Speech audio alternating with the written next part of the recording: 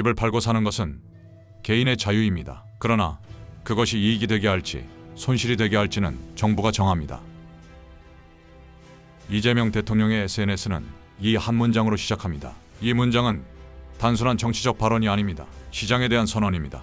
대통령은 말합니다. 다주택이나 비거주라는 이유로 정치인들에게 팔아라, 사지 마라 강요할 필요 없습니다. 도덕의 문제가 아니라는 것입니다. 고위 공직자이니 먼저 팔라는 도덕적 의무를 요구할 필요도 없다고 말합니다. 왜일까요? 자본주의 사회에서 사람은 돈이 되기 때문에 집을 삽니다. 돈이 되지 않는다면 고사를 지내고 빌어도 살지도 않을 집을 사모으지 않습니다. 결국 집을 사모으는 개인이 문제가 아니라 그 선택이 이익이 되도록 세금과 금융, 규제를 설계한 정부가 문제라는 것입니다. 대통령은 이렇게까지 말합니다. 투기는 투기한 사람이 아니라 투기가 가능하도록 제도를 만든 정치인과 정부가 문제다. 이 문장은 책임의 방향을 바꿉니다. 그동안 우리는 다주택자를 비난했습니다. 그러나 그는 말합니다. 비난할 대상은 개인이 아니라 구조라고.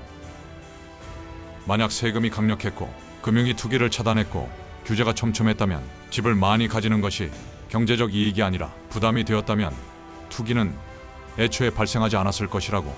여기서 이번 정부의 메시지가 나옵니다.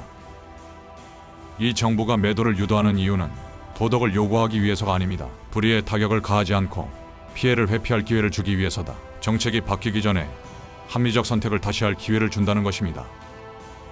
그리고 선언합니다. 앞으로는 과거와 같은 선택이 손실이 되도록 세금, 금융, 규제를 철저히 설계할 것이다. 이 문장은 시장에 대한 경고입니다. 그리고 의지의 표현입니다. 싱가포르를 예로 듭니다. 좁은 국토, 높은 소득, 그러나 부동산 투기로 국가가 흔들리지 않는 나라, 정부의 의지만 있다면 투기 억제는 가능하다는 사례입니다. 그리고 다시 한번 강조합니다. 집을 사고 파는 것은 자유다. 하지만 그 선택이 이익이 되게 할지 손해가 되게 할지는 정부가 정한다.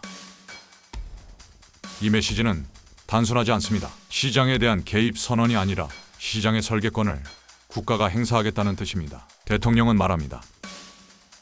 주택 투기는 젊은이들의 희망을 빼앗고 나라를 망친다. 그리고 자신에게 그것을 시정할 책무와 권한이 주권자로부터 위임되었다고 믿는다고 말합니다. 마지막 문장은 가장 강합니다. 팔기 싫다면 그냥 두십시오. 그러나 이어지는 말, 정부 정책을 불신한 선택이 결코 이익이 될 수 없게 만드는 것. 이것이 이 정부의 성공이며 정상사회로 가는 길이라고.